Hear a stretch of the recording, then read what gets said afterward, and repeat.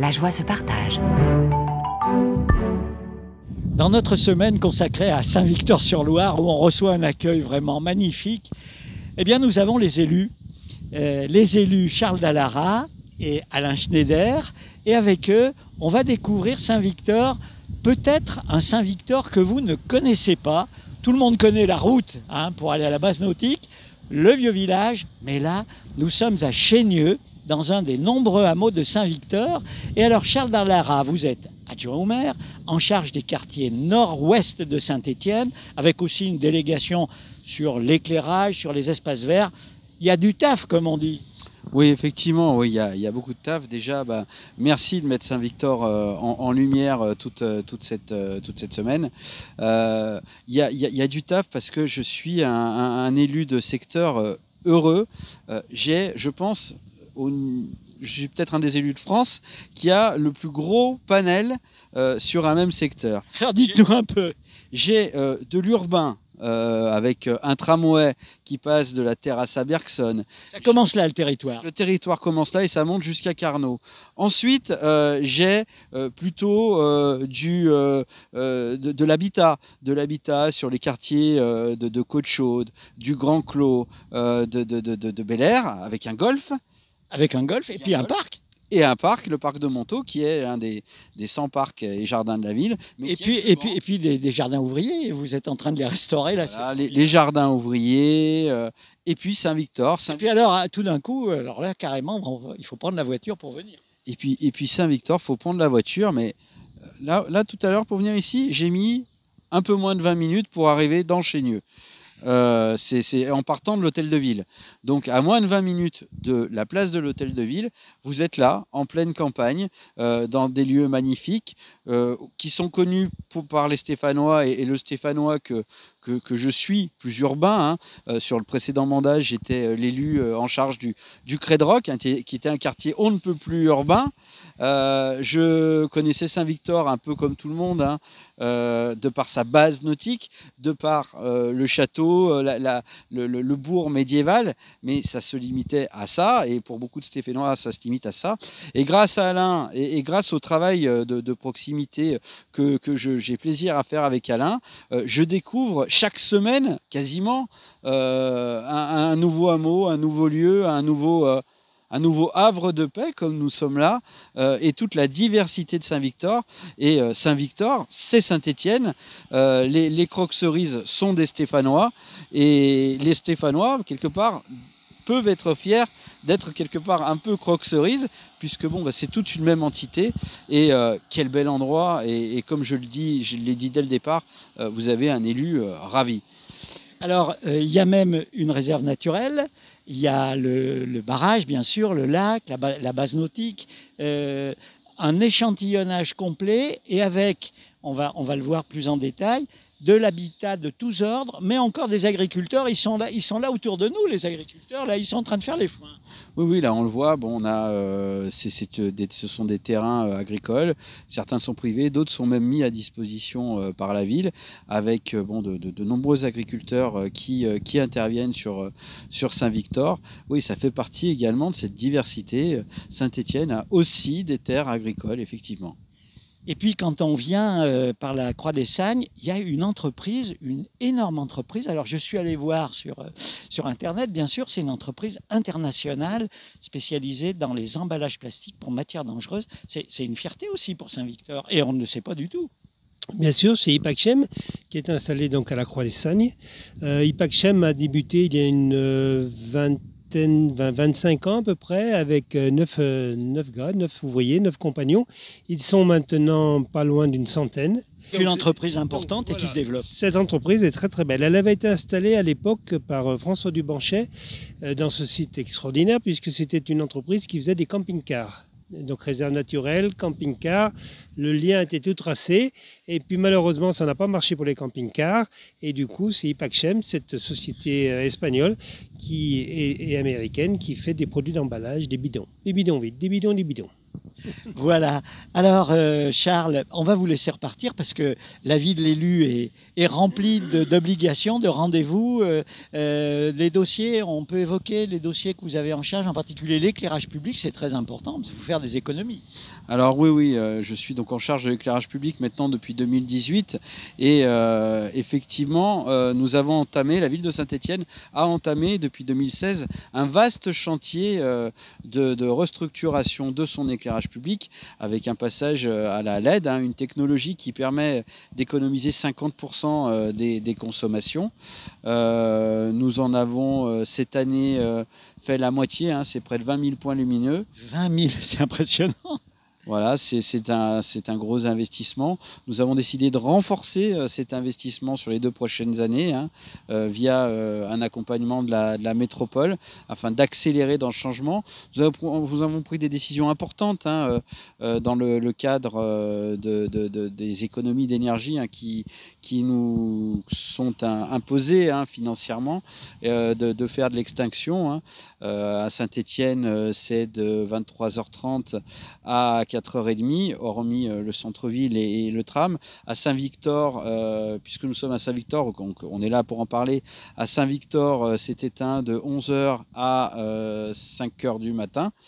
Donc voilà, c'est un gros dossier où nous avons eu des résultats puisque au début, avant le changement en 2014, la consommation électrique de notre ville sur l'éclairage était de 12 gigawattheures. Dès cette fin d'année, avec les 2 effets combinés, sans avoir fini de refaire l'ensemble de l'éclairage public, nous allons tomber à 6,9 gigawattheures. Pratiquement la moitié. Donc voilà, c'est quelque chose on a été précurseur, on a pris les choses en main très tôt, on a pris conscience très tôt qu'il fallait faire des économies d'énergie et aujourd'hui, bon, les résultats en termes de consommation nous donnent raison, même si malheureusement la facturation, elle, a augmenté de manière galopante. Voilà, bah écoutez, merci Charles. Alors nous, on va changer de lieu. Vous voyez, on est alors vraiment dans la campagne. Derrière nous, c'est Saint-Just-Saint-Rambert. On va aller dans un autre coin de ce joli hameau de Chaigneux, grâce à la réalisation technique de l'ami Jean-Marc. Dans ce très joli hameau de Chaigneux, grâce aussi à l'accueil des habitants qui sont chaleureux, mais c'est pas surprenant, avec Alain Schneider, un vrai croque-cerise, Alain, depuis toujours. On peut dire ça comme ça, oui, effectivement, puisque je suis pratiquement né à Saint-Victor, je venais y passer mes vacances et les gens de Saint-Victor nous appelaient, un joli nom, les Prends-l'air. Les Prends-l'air, voilà. Ceux qui venaient de la grande ville. Tout à fait. Et alors à l'époque, Saint-Victor était une commune indépendante et assez loin de Saint-Étienne. Oui, alors quand vous m'avez proposé de faire cette émission ici à Saint-Victor-sur-Loire, je vous ai proposé de vous emmener dans un lieu un peu magnifique. C'est tous ces petits hameaux qui composent Saint-Victor-sur-Loire. Il y a 54 hameaux. 54 hameaux pour une population totale de 2707 habitants pour être précis. Je pense qu'on va plus vers les 3000 habitants maintenant. Donc, c'est 54 hameaux qui font la composition du quartier de Saint-Victor-sur-Loire. On est ici à Chaigneux. Vous avez à quelques encablures la Chéronnière, qui est un hameau un petit peu pareil que celui-ci. On retrouve une dizaine de maisons, petits hameaux, desservis quand même par un transport scolaire, comme vous avez pu le voir. On vient de voir arriver les gosses, alors c'est sûr qu'ils sont bien. Accompagnés dans le car scolaire. Donc, c'est vrai, dans ces petits hameaux, un havre de paix qui est assez remarquable. Et puis la coexistence de maisons anciennes, de belles maisons modernes, de fermes aussi. On a l'impression d'une mixité intéressante. Alors nous retrouvons encore une dizaine d'agriculteurs sur Saint-Victor-sur-Loire qui, comme vous avez pu le voir, sont pour le moment en pleine période des foins. Bientôt, au mois de juillet, là, au 15 juillet, ils vont attaquer les blés.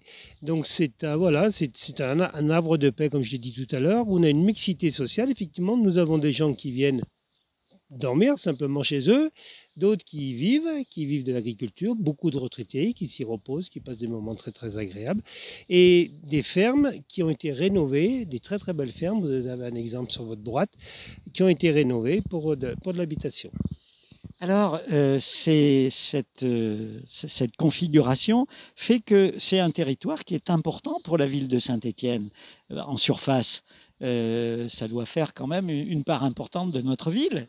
Bien sûr, Saint-Victor-sur-Loire représente 2500 hectares à peu près, qui s'étalent de la commune d'Unieux, Unieux, Firminy, Roche-la-Molière avec le carrefour de la Croix de Marlais, et qui s'étend jusqu'à... Alors d'un côté, on est bloqué par la Loire. C'est Si sûr. on traverse la Loire, on va sur Chambles, on va sur Saloir, on va sur Saint-Paul-en-Cornillon. Mais si on reste sage et qu'on ne part pas en natation, on part d'un côté d'Unieux et de l'autre côté de Saint-Just-à-Rambert. L'île de Grandjean, par exemple, est sur Saint-Just-à-Rambert. Saint-Just-à-Rambert, voilà. Le petit village des Camadules qui est en face est sur la commune de Chambles, comme Issalois. Voilà, donc une vaste étendue géographique, des habitations très, très développées, des activités économiques, l'agriculture, il y a aussi du tourisme, il y a des restaurants, il y a tout ce qu'il faut. Il y a effectivement tout ce qu'il faut. Il y a des snacks sur la plage de Saint-Victor. Il y a une aire de camping-car qui est aujourd'hui, j'y suis passé, qui est saturée. Cette aire de camping-car accueille 7 emplacements. Aujourd'hui, il doit y avoir 15 ou 20 camping-cars. Pour le bonheur donc, des 2 snacks qui sont en bas, qui sont des amis. Une personne, la famille Deschandons, et l'autre famille, la famille Diana, l'autre snack, la famille Diana, et qui vous accueille. Quand il fait beau, mais il fait toujours beau à Saint-Victor. On a également un restaurant qui s'appelle La Presqu'île à l'entrée du village de Saint-Victor-sur-Loire et un autre restaurant en bas de la plage, mais qui marche plus pour des cérémonies privées. Voilà. Alors, des activités sportives, bien sûr, avec toutes les activités nautiques. On aura l'occasion d'ailleurs de faire un reportage avec les amis du club nautique. Un bateau promenade. On va vous emmener sur le bateau de promenade avec l'ami Jean-Marc et puis Bernard Chéry. Donc, plein d'activités de tourisme. Et puis, une école aussi. Et le quartier de Condamine, qui est un quartier très vivant. Donc sur ces 54 hameaux, comme le vieux Condamine par exemple, peu avant, à 2-3 km avant, on retrouve un lotissement où il y a pareil, il fait très très bon vivre. C'est le lotissement du Bréa, qui est composé à peu près de 150 maisons avec une école. Donc les enfants peuvent aller à pied à l'école, ce qui n'est pas désagréable. À côté, ils ont un gymnase pour faire du sport, un city-stade. Et tout dernièrement, la ville de Saint-Étienne a fait une aire de jeu remarquable. Je n'ai que des félicitations pour cette aire de jeu qui est relativement importante. Et les grands-parents, les parents adorent, après la sortie de l'école, vers les 16h30, 17h, passer par ce petit square, s'arrêter 5 minutes, discuter entre eux, prendre un bon moment, le moment de vivre, et ils rentrent chez eux après avoir passé un bon moment sur ce square. Alors ça, c'est le Saint-Victor que vous aimez, que vous avez vu changer quand même. Parce que Jean-Marc Berthelet nous disait que voilà, la pression urbaine est importante. Est-ce qu'elle est stoppée ? Est-ce qu'il y a encore des projets de développement, de lotissement, de maisons de construction ? On a l'impression que ça commence à être important. Saint-Victor a connu 2 grosses mutations. La première mutation, ça a été la construction du barrage de Grandjean. Et comme vous l'a dit Jean-Marc Berthelet, sa famille était propriétaire d'une ferme qui a été noyée. Donc ça a été pour eux un peu un crève-cœur. Et c'est ce qu'on appelle le quartier de la Gare. Donc avec une ferme qui est un petit peu plus loin dans la vallée de la Loire. On retrouvait quelques maisons d'habitation. On retrouvait un hôtel-restaurant. On retrouvait la gare, avec aussi son restaurant et son hôtel. Donc c'était vraiment un quartier de part en part qui a été noyé donc en 1957. Donc ça a été le premier bouleversement pour Saint-Victor. Dans la vie des croque-cerises.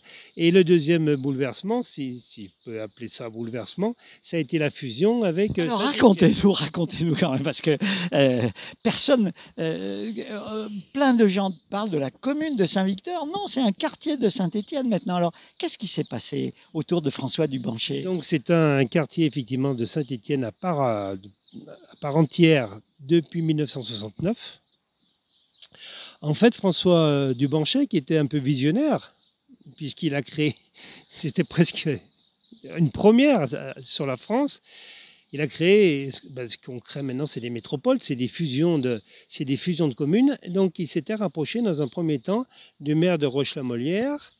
Il a eu une fin de non-recevoir. Voilà, Roche-la-Molière ne souhaitait pas agrandir sa commune avec Saint-Victor-sur-Loire. Oui, puis c'est l'époque où il y avait pas mal de Saint-Just-Saint-Rambert, Andrézieux-Boutéron. Il y a eu pas mal à ce moment-là de fusions de communes. Tout à fait. Et donc ça ne se fait pas avec les voisins les plus proches. Et non, ça n'a pas pu se faire avec les voisins les plus proches, ni avec Roche-la-Molière, ni avec Saint-Genélaire.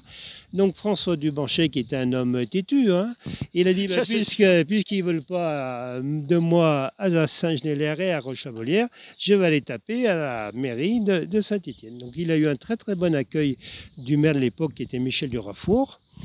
Je ne sais pas si à l'époque il était ministre, enfin en tout cas Michel Durafour a eu un destin national. Et ils ont trouvé un accord en 1969, ils ont fusionné Saint-Étienne et Saint-Victor-sur-Loire.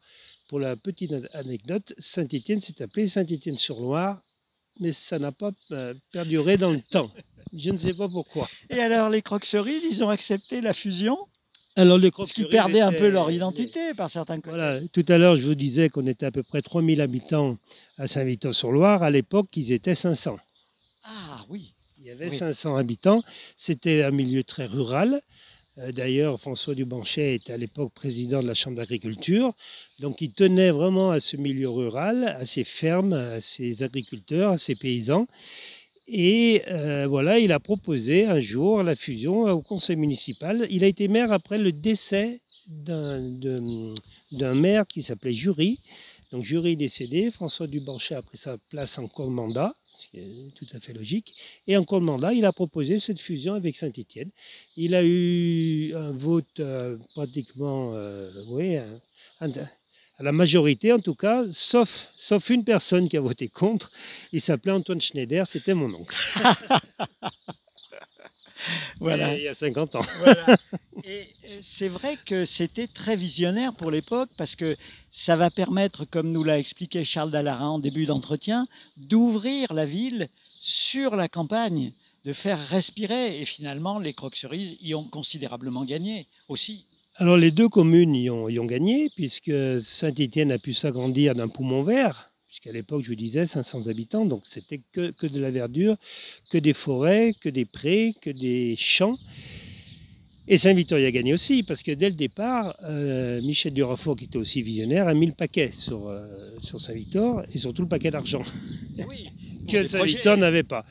Donc il s'est fait tout de suite le rachat du château à l'association des Amis de Saint-Victor, la création du port, la création d'un stade de foot à Biorange, la caserne des pompiers, j'en oublie, les tennis, le restaurant qui s'appelait à l'époque Croque-Loisirs, Croque-Cerise aussi. Voilà, si vous voulez, Michel Durafour a compris et dès le départ, il a mis le paquet. Et puis, ce qui devait se passer s'est passé. Au bout de 2 ans, le préfet s'est aperçu que cette fusion entre Saint-Étienne et Saint-Victor-sur-Loire était illégale. Et oui, parce qu'il y avait une rupture territoriale. Tout à fait, puisque pour aller à Saint-Étienne, il faut passer par Saint-Genélaire et Roche-la-Molière. Donc, comme vous le dites, il n'y a plus de continuité territoriale. Donc, le préfet de l'époque, j'ai connu son nom, mais je ne m'en souviens plus, a convoqué les deux maires et il a dit « Venez m'expliquer ce que vous faites ». Michel Durafour avait très très mauvais rapport avec ce préfet. Il n'a pas voulu y aller et il a envoyé François Dubanchet. Donc le préfet lui dit « Écoutez, monsieur Dubanchet, vous êtes bien gentil, mais ce que vous avez fait, c'est pas légal. Donc vous allez retourner, vous retournez à Saint-Étienne. Vos vaches, Saint-Étienne. Michel Durafour retourne à Saint-Étienne et tout le monde sera content. Et à ce moment, l'anecdote, j'étais pas avec lui ce jour-là, mais l'anecdote raconte, mais Michel Durafour a investi beaucoup d'argent sur Saint-Victor-sur-Loire. Je suis incapable de le rembourser. Saint-Victor-sur-Loire ne pourra pas payer sa dette. Voilà. Donc écoutez, passez-moi les bracelets. Autant le faire tout de suite. À la prison de la rue du 11 novembre. Et comme ça, l'affaire sera bouclée. Donc le préfet, voyant ça, n'a pas voulu d'histoire et a validé cette fusion entre Saint-Victor et Saint-Étienne. Et l'histoire est bien finie. Et l'histoire est bien finie, puisque on s'aperçoit que maintenant, toutes les communes ont envie de fusionner entre elles. Je dirais qu'il y a quand même un petit inconvénient pour Saint-Victor, c'est cette rupture avec la ville-centre. Et puis, Oui, ça, Charles, tout à l'heure, qui est venu, qui adore aussi, parce que je lui ai fait connaître Saint-Victor, il adore aussi ce territoire. Peut-être même plus que moi maintenant, parce qu'il le découvre, lui. bien sûr. Et il me dit, ouais, toi, j'ai mis 20 minutes pour venir quand même. Voilà. Et puis symboliquement, il y a maintenant la Stas qui fait le trajet. L'été, il y a des bus en permanence. Voilà, c'est un quartier de Saint-Étienne. On a sur Saint-Victor, comme le quartier de Beaubrun, comme Bellevue, comme la Terrasse, on est desservi absolument comme un quartier de Saint-Étienne à part entière, avec des bus, oui, sans problème. Et bientôt, le bus qui va faire une navette entre Jean Jaurès et la base nautique de Saint-Victor-sur-Loire, la ligne 36, il est indispensable ce bus. On s'est aperçu ce week-end que à la plage, le port était totalement saturé. Donc les services ont été obligés de faire un demi-tour sur la route métropolitaine au niveau de la Grande Fontaine. Et malheureusement, les gens sont déçus. Et oui. Ils arrivent et ils ne peuvent pas aller se baigner. Et on voit des petits marmots qui sont tout déçus, qui sont obligés de repartir, ou alors de marcher à pied sur 2,5 km pour arriver à la base. Donc il faut venir par les transports en C'est commun. aussi une grande tristesse de voir ces enfants qui viennent se baigner. Donc ils ont leur bouée, leur serviette, maillot de bain, et puis la baignade est interdite parce que de temps en temps, on est obligé de prendre des arrêtés d'interdiction de baignade. Et c'est à crève-cœur parce qu'effectivement, ce site est tellement agréable que quand on prend un arrêté d'interdiction de baignade, c'est un crève-cœur. Voilà. Alors pour conclure, votre Saint-Victor, vous l'aimez. Qu'est-ce que vous nous diriez pour des gens de l'extérieur de Saint-Étienne qui ne connaissent pas? Qu'est-ce qu'on pourrait leur dire pour venir passer les vacances, il est encore temps, dans notre belle région, pour venir chez vous? Alors en France, les villes touristiques sont nombreuses, mais effectivement des secteurs comme ici, au milieu de la Loire, sont peu connus. Et quand je vais souvent me promener avec Bertrand Chéry sur son bateau, puisqu'il m'invite quand il reçoit des entreprises, quand il reçoit des associations. Là aussi un entrepreneur formidable. Oui, tout à fait. Et les gens sont stupéfaits, ils me disent, mais on ne connaissait pas Saint-Victor-sur-Loire, on ne connaissait pas Saint-Étienne sous cet angle. Ces moments aussi, je les vis par exemple pour les swimruns, pour les triathlons organisés à Saint-Victor-sur-Loire. Des gens viennent de la région, voire de la France entière, et ils me disent, mais on ne connaissait pas cet endroit, et on va revenir avec nos parents, on va revenir avec des amis, on va revenir avec nos enfants. Et il me dit, c'est un lieu mais qui est magique. Voilà. Eh ben, merci pour cette magie. Merci pour la magie de Jean-Marc derrière son téléphone. Et puis, on salue les habitants, les Croques-Cerises, habitants de Chénieux. Tout le monde se connaît, c'est un vrai bonheur. Oui. C'est Madame Ray, ça. C'est ça. Voilà. Oui. Bonjour, madame.